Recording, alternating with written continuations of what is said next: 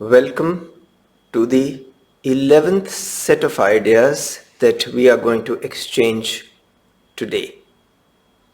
As you know, from our session 4 to session 8, we discussed the mind's journey as it used a research hypothesis and research methodology for the last 150 years. This was followed by another 2 sessions which found out the 4 values which are common to all philosophies, all religions, and all set of ideas that enable a civilization to survive. These 4 values form the core of the curriculum design of a research ethics course.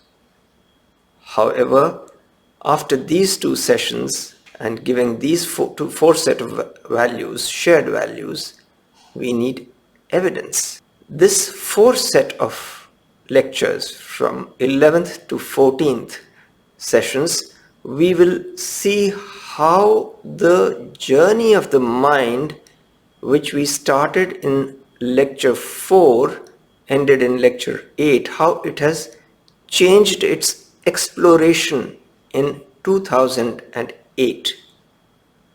And in this set of 4 sessions, we will look at research hypothesis and research methodology that gives evidence of well-being. So what was it that happened in 2008 that led to the change in the journey of the mind? What happened? And what is it that did not happen? And what we think did not happen, actually did it happen? So we all know what happened in 2008. The global economic recession took place in 2008. And what did not happen? Let's look at it in the words of 2008's Nobel Laureate in economics, Paul Krugman. He tells it best what did not happen. In 2009, Paul Krugman wrote an article in New York Times. It was titled, and I quote, "How did economists get it so wrong?" unquote.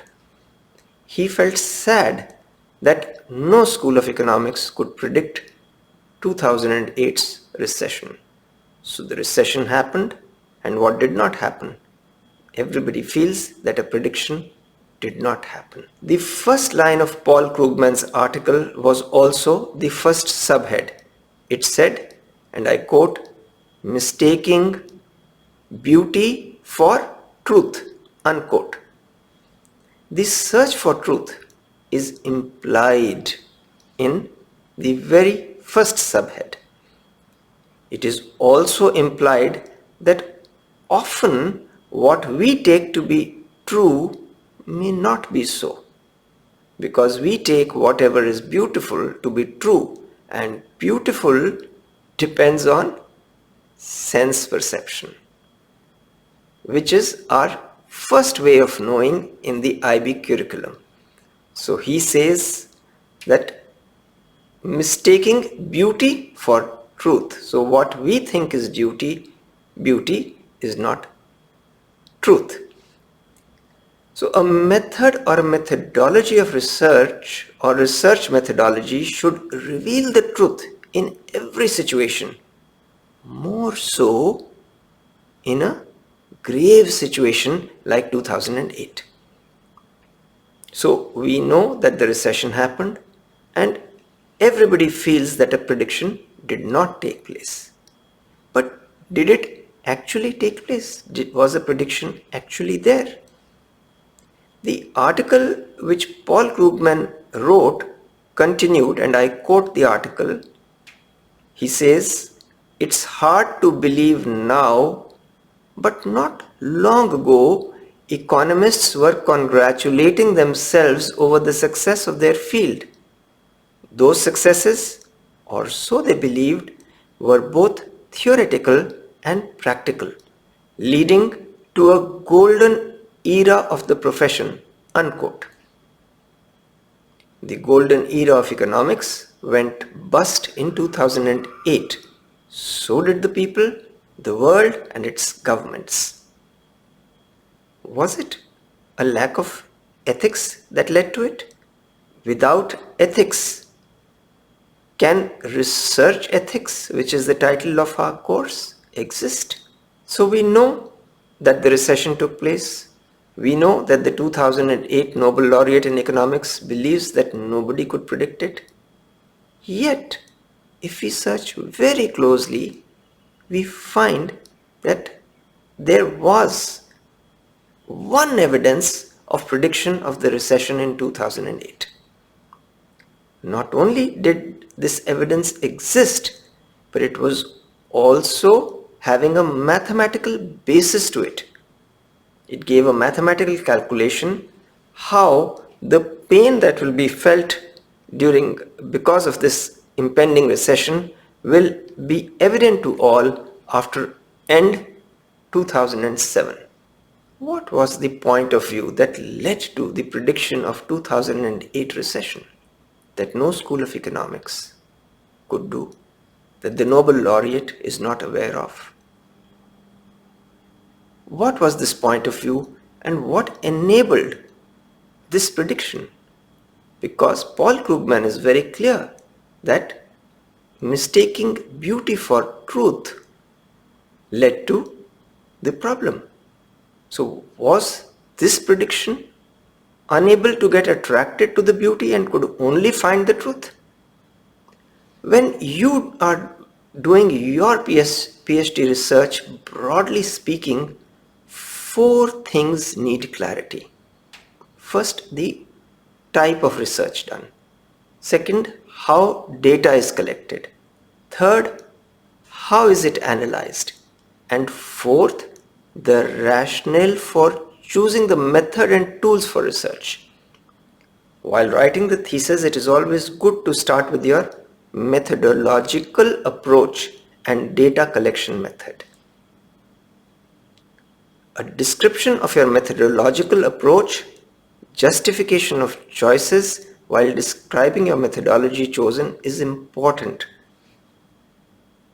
So, if that is leading to what we feel beauty, what we feel is a beautiful hypothesis and a beautiful data collection method and a beautiful methodology, if it is nothing to do with truth, then we will be facing the same problem which Paul Krugman, the 2008 Nobel Laureate in economics, felt. And that is the reason why he feels no school of economics could predict the recession. If there was a prediction of it, what was the point of view of the researcher who predicted the recession? Let us analyze the method he followed, because he was searching for the truth. Economists see the link, who are interested to see his method, they can go and see a link to his article which appeared in Business Times Singapore. It was published on 4th October 2007. A researcher, instead of trying to search for the article, will look at the approach after reading the article. That will be more important than just searching for the article. After all, the World Economic Forum talks of lifelong learning. Did the researcher who predicted the 2008 recession indulge in lifelong learning? Is there evidence of that? If so, what was the method that he followed?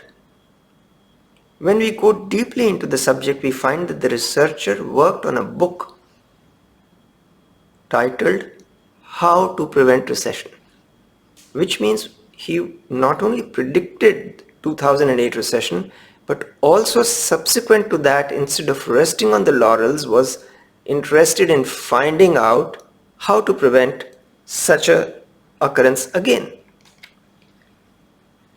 Our research ethics and methodology wants to meet the biggest challenge.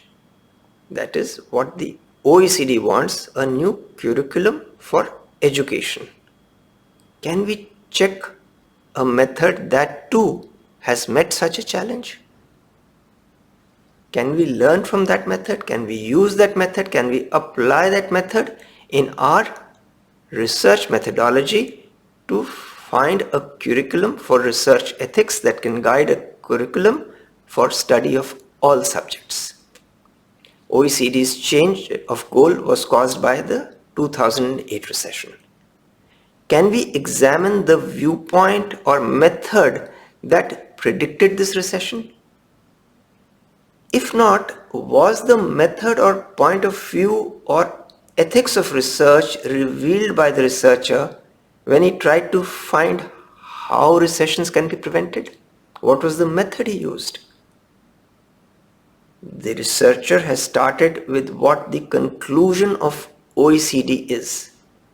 That is the reason for checking his work in the book How to Prevent Recession. The book frames the hypothesis in this way. All societies have similar beginnings, with individuals fulfilling their needs in a social setting. Yet the argument progresses, some civilizations outlast others. Then the researcher starts with OECD's conclusion about education, but in a different way. The research identifies the nature of processing of ideas through education as the cause of the recession.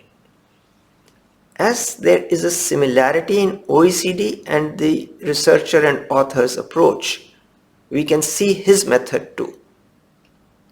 The author who predicted the 2008 recession starts with a hypothesis that those ideas need to be investigated which have led a civilization to last or outlast others. These are the concepts that can help us learn what ideas make a civilization survive. Only if the ideas can make it survive can they prevent recessions too. This is the first method of this research to identify education ideas that can be adopted and used in education today to prevent recession. This fits in perfectly with our need to identify research ethics using research methodology. We conclude that method is the first step. The method that this book follows is to investigate 4 questions. This is the research methodology the author who predicted the recession follows to generate what we understand as ethics. From ethics, our research ethics of finding the right solution for the problem at hand will emerge. The method used for finding ethics that are useful for education depends on 4 simple questions.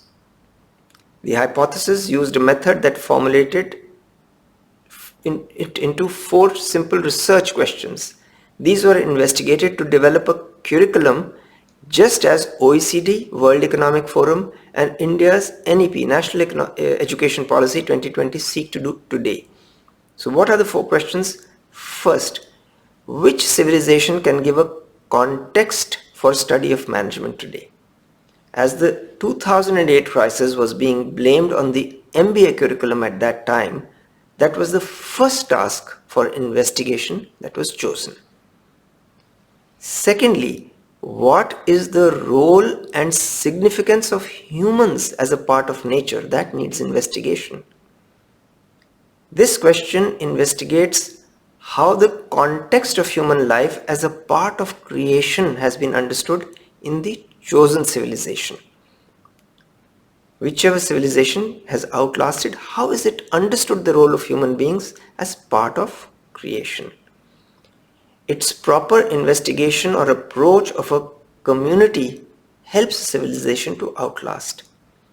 After all, balance is needed among humans, of course, but also between humans and nature, because sometimes natural calamities are said to have led to the decline of civilizations. The third thing that we see is what concepts are central for human survival. How are these concepts different in the chosen civilization which has outlasted?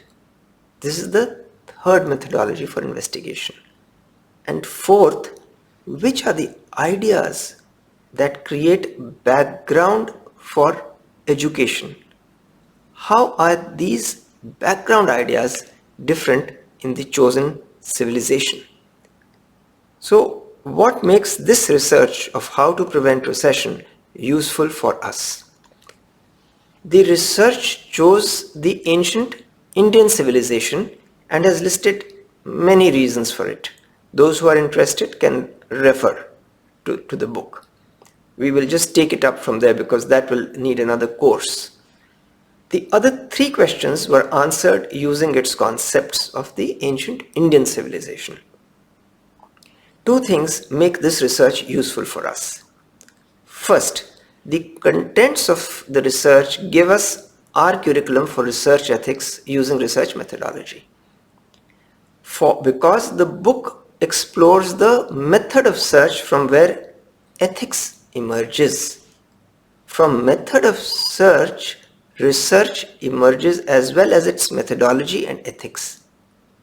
Then research ethics, research methodology follow. Second, the book, in choosing a source of research within ancient wisdom, uses a criteria to identify the source of research. The chosen source, which has given the four shared values which we talked of in the earlier two sessions, also gives a lot of evidence of how well-being has been created applying the concepts, method and ethics. These we will be sharing in these four sessions from session 9, lecture 9 to lecture 14. The evidence validates application of concepts of education curriculum, the goal of OECD, World Economic Forum, India's National Education Policy of 2020, and our research ethics using research methodology curriculum. Without evidence, any research or its methodology is meaningless, especially if a curriculum of education has to emerge from it. Though OECD defines well-being as an objective, what does well-being really mean? Till now, all believed that economic growth led to prosperity, and once you have prosperity, this will look after all your problems. Michael Porter of Harvard has talked of a decline stage in the stages of economic development. The prevalence of mental health issues despite high GDP negates many current ideas of material prosperity leading to well-being. Today, OECD has a Better Life Index, which is the benchmark of well-being. OECD's Better Life Index lists some well-being variables of material living. And I again repeat this word, material living. And these are housing, income, jobs, community, education, environment, civic engagement, health, life satisfaction, safety, and the 11th is work-life balance. Is it true that education will lead to mental well-being too, and prosperity may follow? OECD's index looks only at material living. If we see it, it talks clearly of only material living. Mental health, we don't know if it is part of material living. We are assuming that if you have material living, you will have mental health. Yet the mental crisis that we have discovered in the youth, especially in USA, does not show that material living has led to well-being. So we can say mental health is maybe not a part of material living. Life satisfaction and work-life balance result from mental well-being. Community and civic engagement, which are there in OECD's Better Life Index, are there in ancient wisdom as the cause of work-life satisfaction and and work-life balance and mental well-being. And human health, which this Better Life Index talks of, is critical to achieve it. And what is the root to all these according to ancient wisdom? It is education. What type of education transforms all these variables? Can such education transform attitudes, values, competencies and character that World Economic Forum and OECD want? How will this transformation impact societies and natures? How will it impact society and nature of value creation? What will be the nature of education whose basis is to create mental well-being? It will have a different assumption, a different starting point. Will it transcend ideas of material living that OECD Better Life Index is talking of while creating well-being? What will its evidence look like? If it has to transcend the idea of material living, what is the nature of evidence that we will see? And what will be the impact on society? Is there evidence of that? Most importantly, will it work in the most deprived segments of society, which have remained untouched by modern development? If so, how? Which needs will this well-being identify first, and how will it serve these needs? We need evidence to be able to make a curriculum. Now, if we are finding this evidence and find that all this has been done, then a study of method used will demonstrate the ethics which are inherent in such an approach. A research methodology and research ethics curriculum needs such evidence to be meaningful. Only then can it be used to guide education to create well-being. Will the first three material living variables of income, jobs, housing lead this well-being agenda, or will they follow this time? Who will lead? That becomes the question. The material approach to well-being versus capturing what Feuerbach and Hegel called human essence. We have discussed in lectures 5 to 8, 4 to 8, and more specifically in lectures 6, 7 and 8, Feuerbach and Hegel searching for the human essence, which again we have discussed in lecture 9. For the last 150 years, concerns of housing, income and jobs, that is the first three variables, even now in OECD's Better Life Index, that we have believed that these are central to human thought. All of us are trained to think and feel that other indicators of better life will follow if these first three are achieved. 150 years of experience, however, has not proven it right. That's why OECD has changed its goal from prosperity to well-being. Does better life really start with these three? What if it starts with other ideas of this index, like education, health, life satisfaction, community, civic engagement, work-life balance, environment, safety, etc. If jobs and income which lead to housing become the first goals, will the motivation for greater and greater income lead to greed that led to 2008 recession?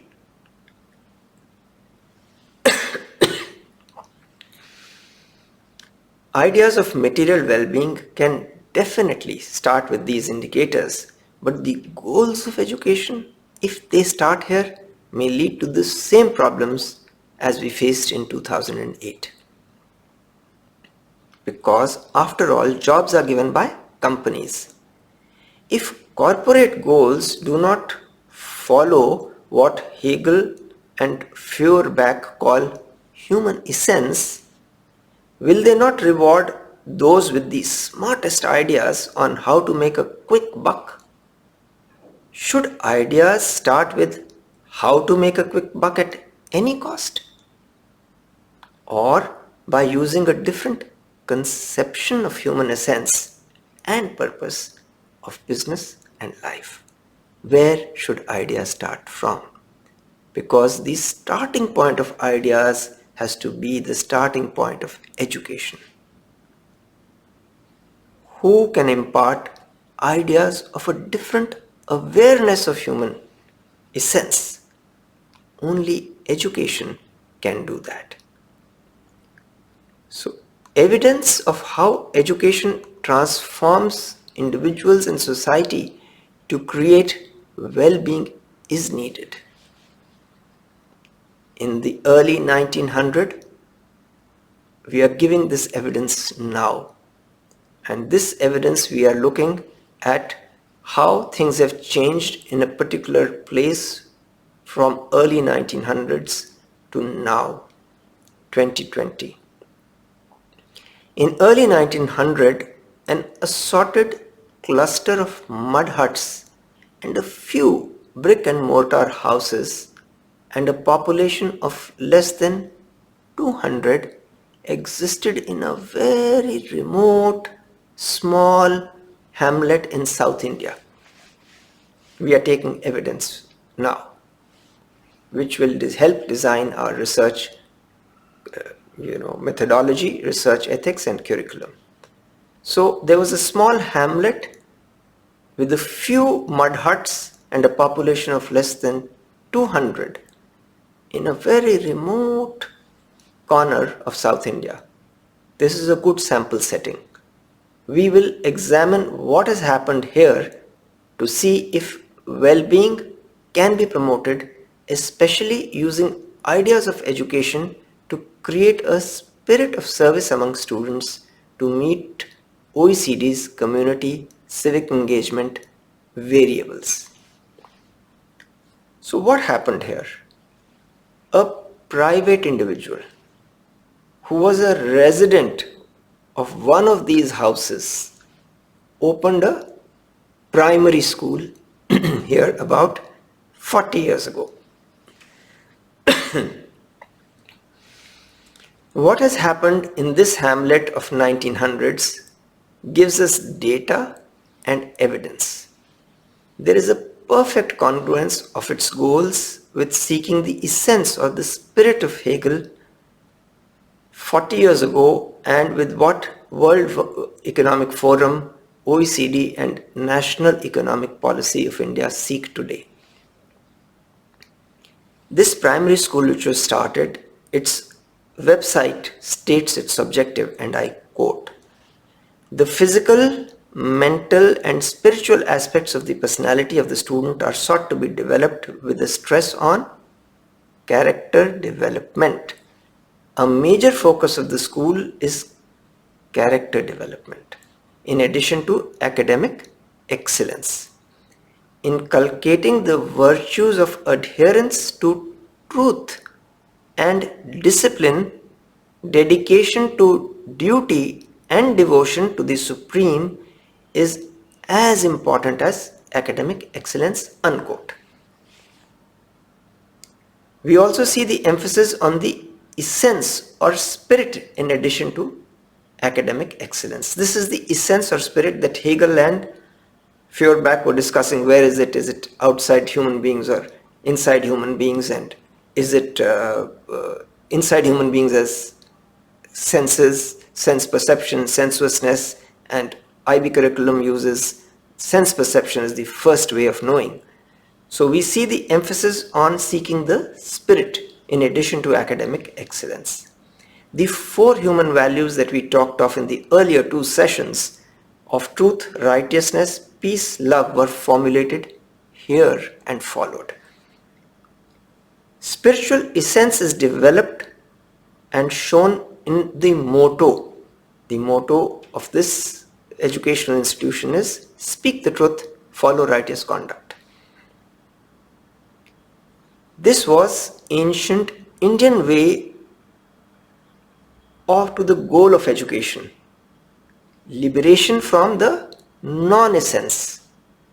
There is the essence that Feuerbach and Hegel are discussing. So we may be living in the non-essence.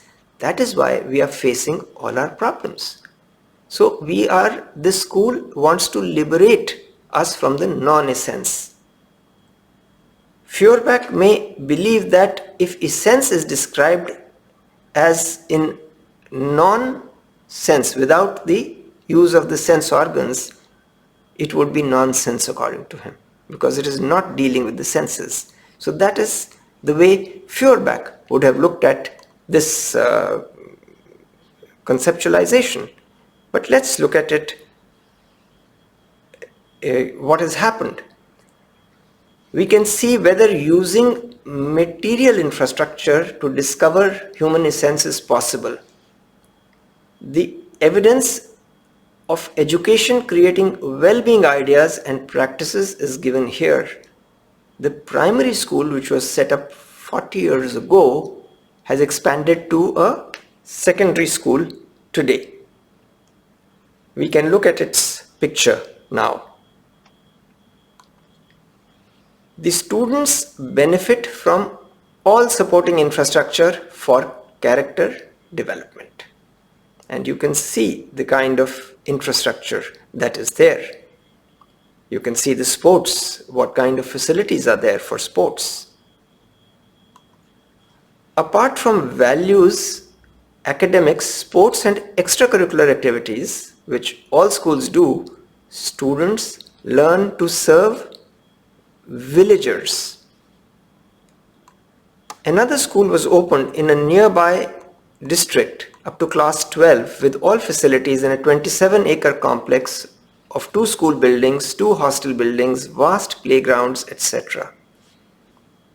The facilities of what was a hamlet in 1900s now include a college and a university too. The students get all facilities for all-round development, that is physical, mental and spiritual. The university has campuses in other cities also by now. This is a view of the Bangalore campus. The university has a separate campus for women at the district headquarters. That's what it looks like. The university has yet another campus in a neighboring state too. And what are the facilities provided to students? A Hillview Stadium where international cricketers have played. An indoor stadium also. A planetarium. A museum that is the mosaic of world cultures. And research laboratories. Research laboratories. They want to work towards making it a research university. So what do the students do?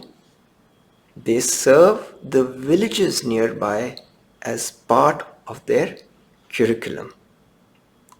And what else do students do? They serve the needy. In what kind of environment do they study? It's good to have a look at the environment.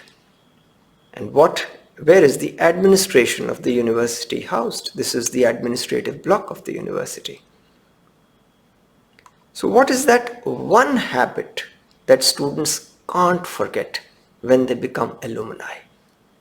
There's one habit that has been inculcated right from the beginning of education that is impossible for them to forget, and that is service to the needy. Now we come to the question, which is the most important question.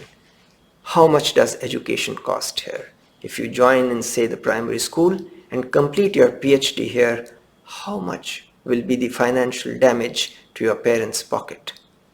The answer is a big zero. With zero cost, when the cost is zero, what is the benefit that has been to society from this Gurukul style? Gurukul is where the teacher starts the session with Sehna Vavtu and they sit together, they work together.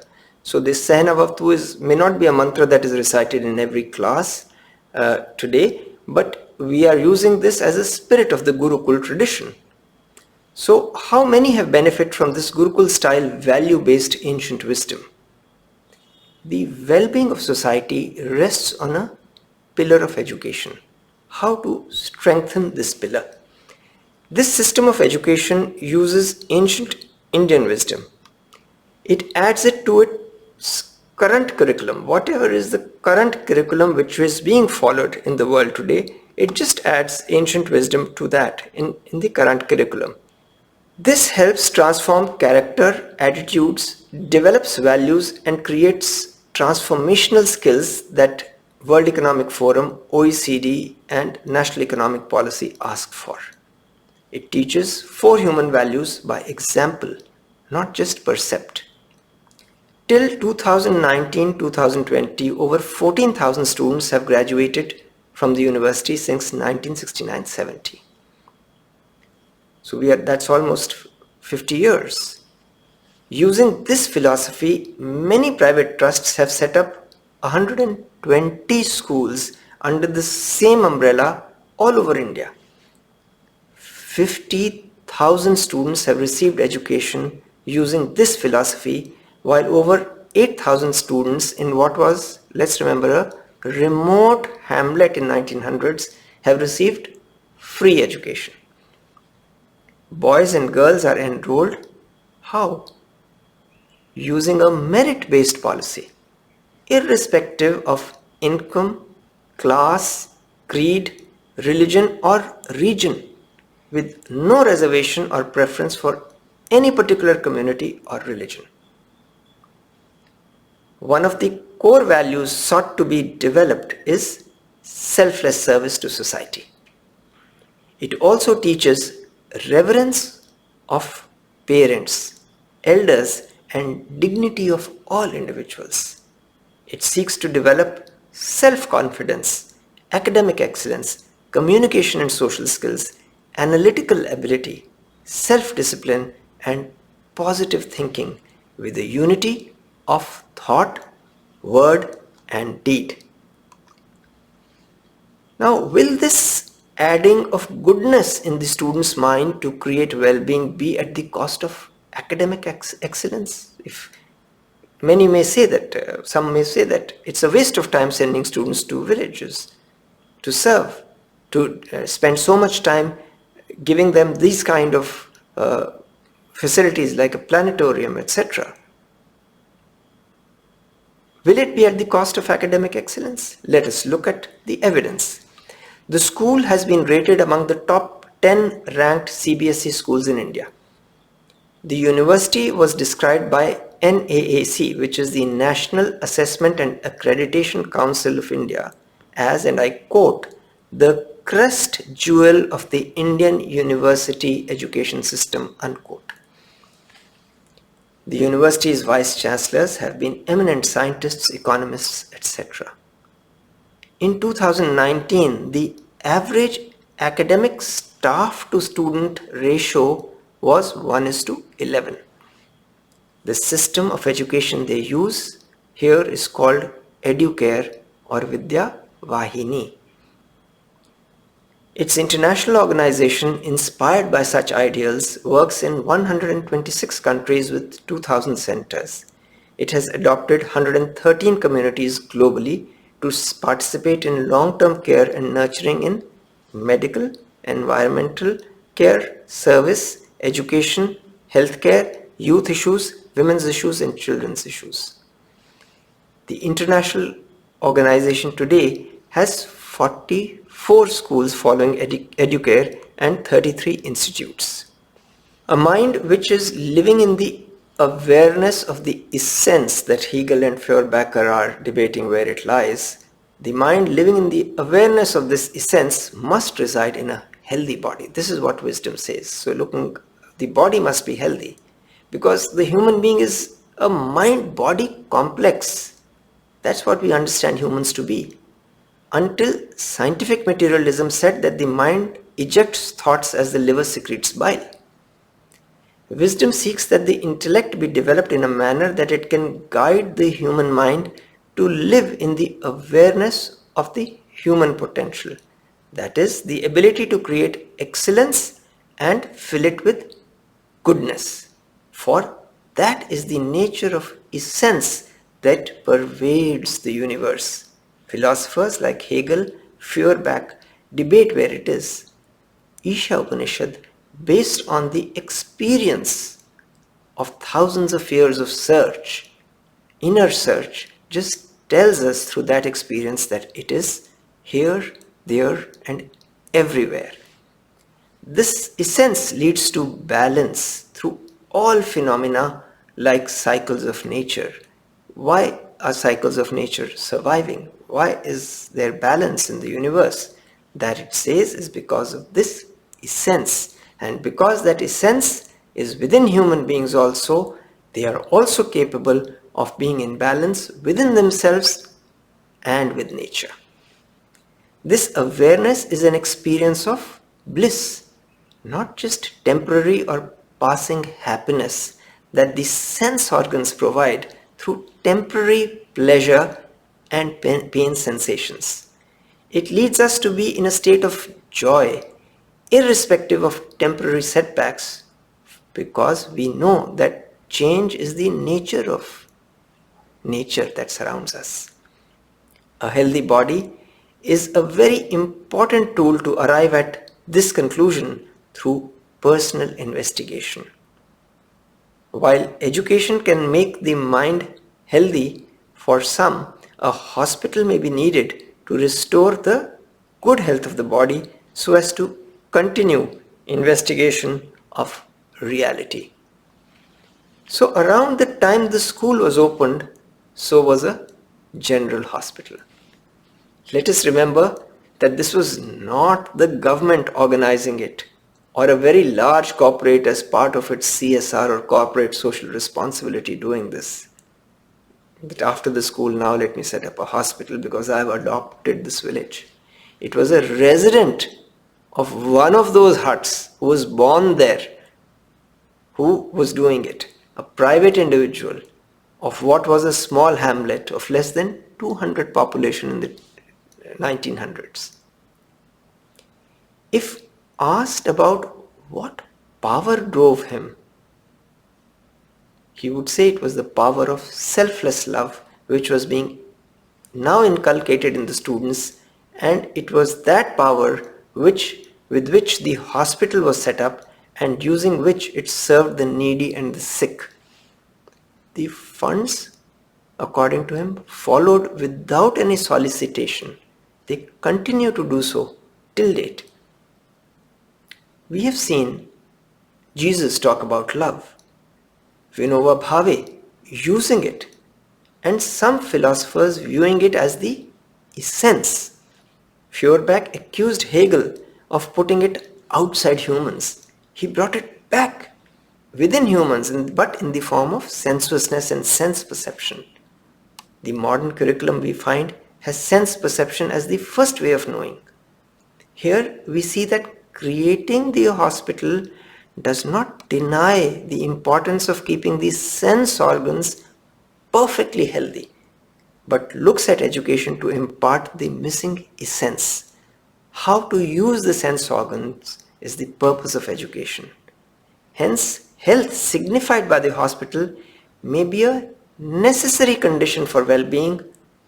Education, which provides the essence of life, which is selfless love, is the sufficient condition. We will look at the evidence in health in the next session.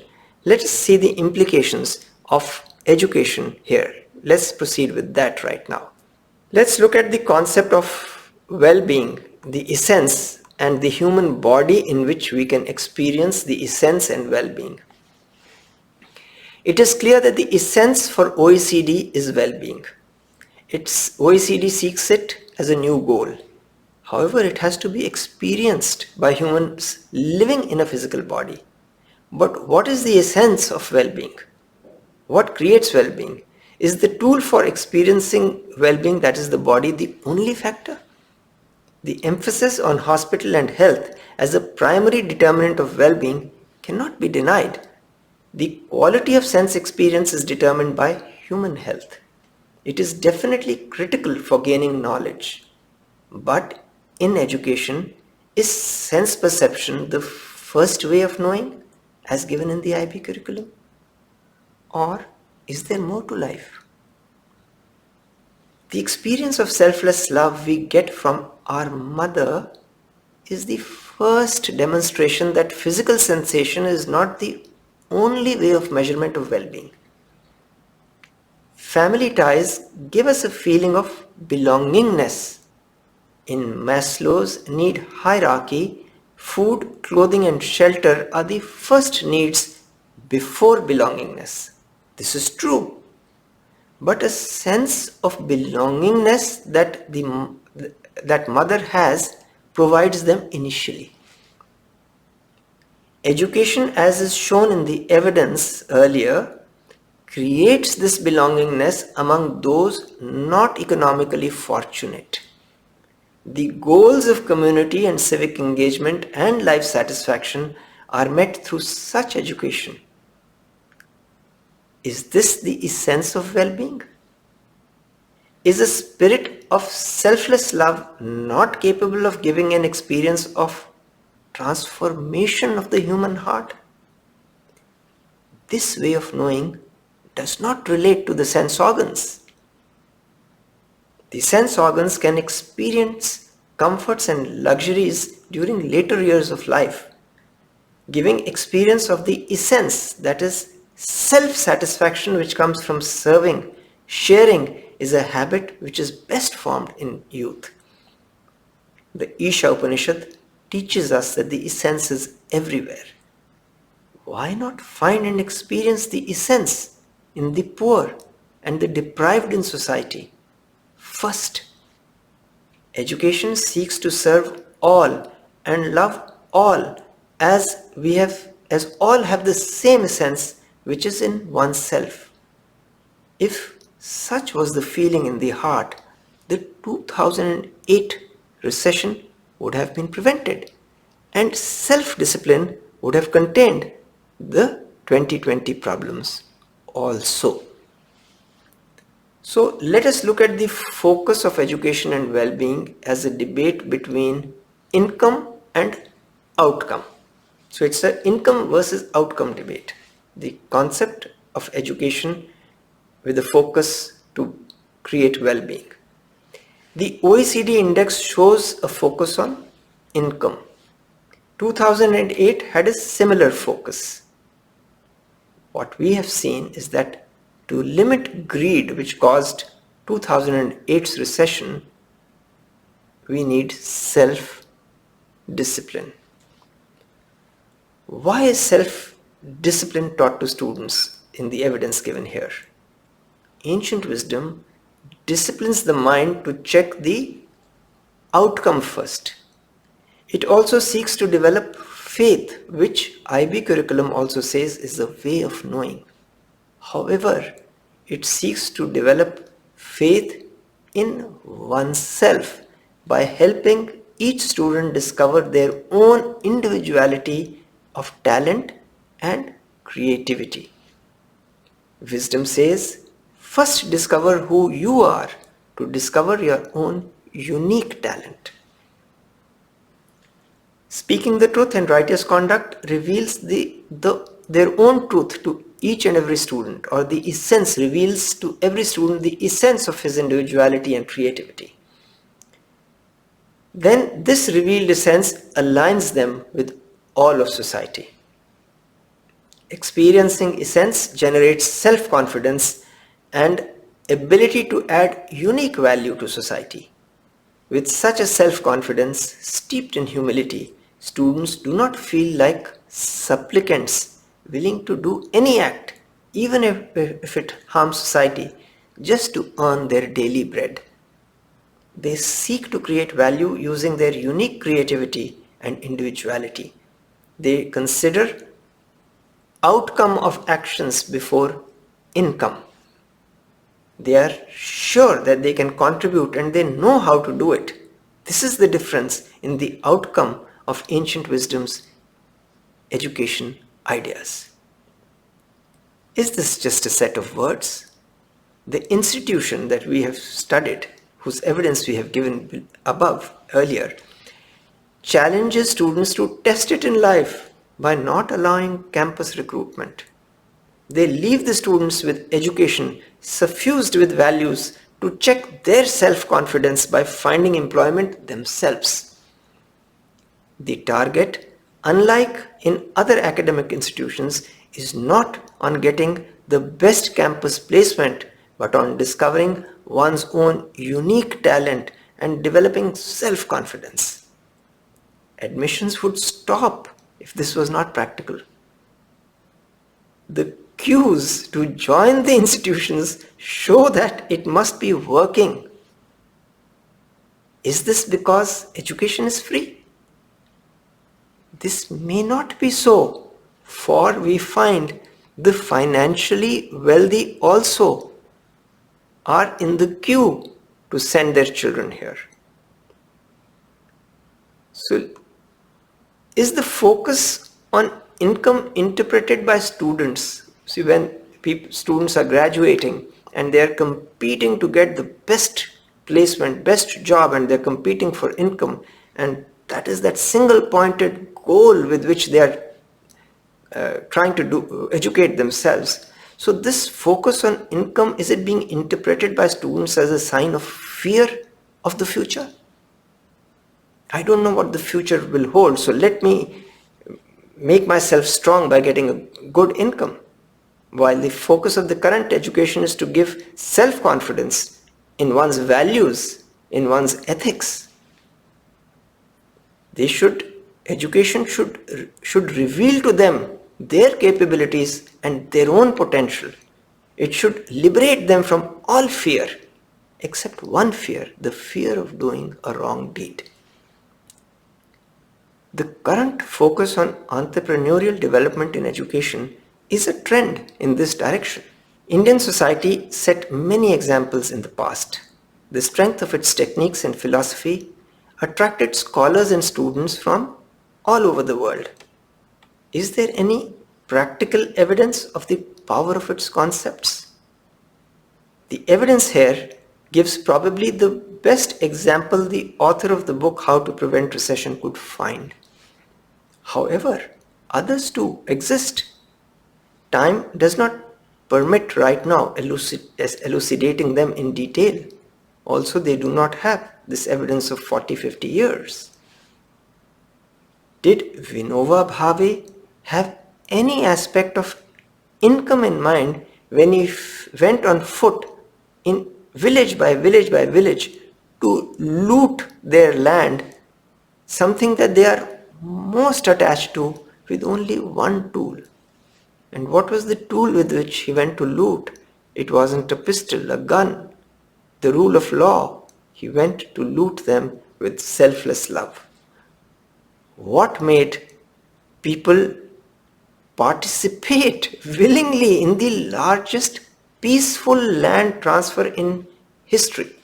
Was Mahatma Gandhi able to get freedom without using violence, again demonstrating the power of hurt never as a tool to help ever? When social transformation is done, we see the outcome of human action overarching thought of income. This may lead us to the question, is income important or the outcome of actions important? If the perpetrators of 2008 had thought of outcome, of actions, the crisis could have been averted. This starting point of education in ancient wisdom overarches fear-based focus, which is represented by the obsession with income. So, the way of building character, is it by practice or is it by theory? If the focus is on income, not outcome, can a broader vision which overarches myopic self-interest be developed? Can goals of community, civic engagement, life satisfaction in OECD's index be met with a myopic vision limited by sense perception as the first way of knowing? Everybody agrees that developing human character is the key to social progress. What develops character? 4 human values which we talked of in the earlier 2 sessions develop human character. The transformation comes by developing a sense of devotion to truth. This sense of devotion expands to include both a sense of goodness and a desire for seeking excellence in all that we do. Religions develop personal transformation by using a name.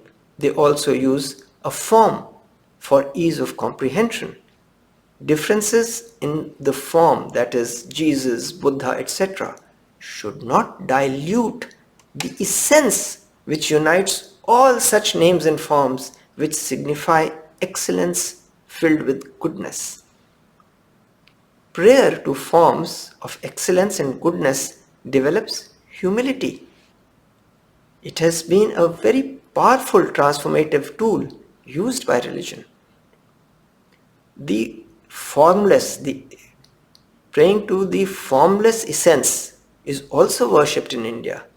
In 1951, Vinoba Bhave wrote a prayer with all names in all religions and all concepts which are beyond name and form but are used in ancient India to develop goodness with excellence.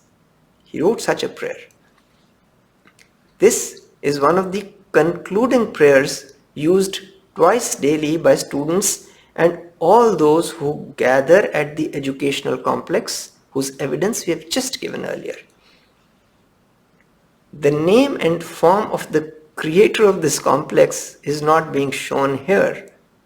This is out of respect of the essence that he sought to promote.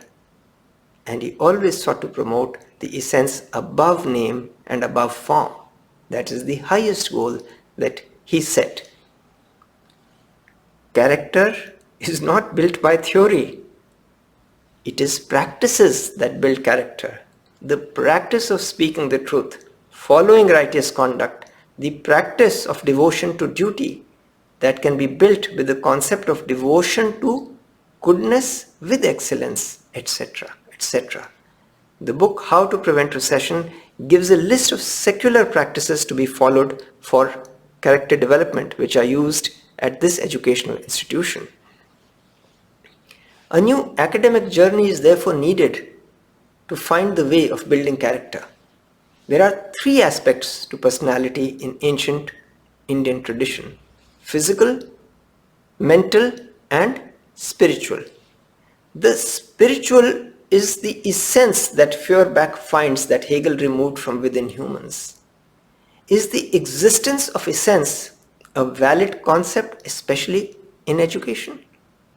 Modern education does not recognize it much. The mind too does not get so much attention except stating facts about it. It is only recently that it has come into active consideration. Earlier stimulus response models done on rats have been extrapolated to humans. The purpose of ancient wisdom was to get humans out of the rat race. The use of the mind in a manner that declares the distinction of humans from the rest of species is the goal of wisdom. Wise actions should be different from the law of the jungle. The animal instincts that drive capitalism into cycles of prosperity and recessions. In fact, the emphasis on scientific materialism also reduced the importance of the human mind in curriculum development. The mind itself needs to be guided by the intellect to choose the right actions. Where the mind is considered, the emphasis today may be more on measurement than on transformation. For the last 30 years, His Holiness the Dalai Lama has worked with scientists and educators to bring back the focus on the human mind. The effort is to capture the essence or the spirit of human existence, integrating it with modern education and science. This spirit in Buddhism is called as compassion. Another expression of feeling the pain of another person as if it is your own pain. This is the expression of selfless love in action. If the mind is empowered by science with tools that can harm or destroy others without giving it a direction of compassion or ethics, values, character, it may prove harmful to all. This new academic journey for building character must have the participation of many individuals, institutions, and organizations, and many of them are doing work in this area currently. Building character in academic curriculum today can start by recognizing that current wisdom may not be sufficient to prevent 2020 or the spread of virus prevent the recession of 2008 and the spread of virus of 2020. Ancient wisdom needs to be explored for solutions. India's wisdom negates scientific materialism's view that human beings and their bodies are only material entities. It also disagrees with the claim of scientific materialism that, and I quote, the human mind does not exist as an entity distinct from the human body, unquote. Ancient Indian wisdom seeks to transform the mind by training the intellect. For this, the essence beyond sense perception needs to be experienced. The world moves to wisdom. Emory University, USA has developed a social, emotional, ethical, what they call the SEE, curriculum for K-12 education, along with the Library of Tibetan Works and Archives, headed by Professor Samdong Rinpoche, under the guidance of His Holiness the Dalai Lama. Emory University calls it the future of education on its website. Educating the mind is central to its three main ideas: the science of compassion, the cultivation of awareness, the tools of engagement. However, the evidence on it is yet to be documented. It is still in the early stages, while the evidence that we have given here is about 40-50 years of evidence. We therefore use this evidence of 4 decades given here as validation of our hypothesis and research methodology for creating a research ethics course that can be the basis of education. With this, we bring this session to an end, and I thank you for your time and attention, and I'm waiting to hear from you, your questions, your ideas, your experiences of using truth and righteous conduct in your life. And I'm sure as you progress in this course and in life, using these 2 important tools will transform you, and I look forward to sharing this transformative experiences. I'm thanking you all for the very personal questions some have asked me about their inner life, and I'm happy that I'm traveling the journey with them. Thank you so much once again.